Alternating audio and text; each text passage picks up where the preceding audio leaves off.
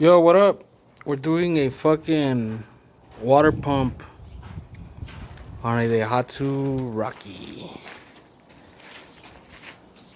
So pretty much what you gotta do is take all the fucking radiator, fan, practically everything that's sitting in front. And then you get to your timing cover, which looks like this. It's two parts. There we go. Two parts. And that's your water pump right there. I'm not even gonna fuck with the timing on this. I'm just gonna try to pull it out through the side. See how it works. So we'll do an update once we put it back on together. Let's see what's up.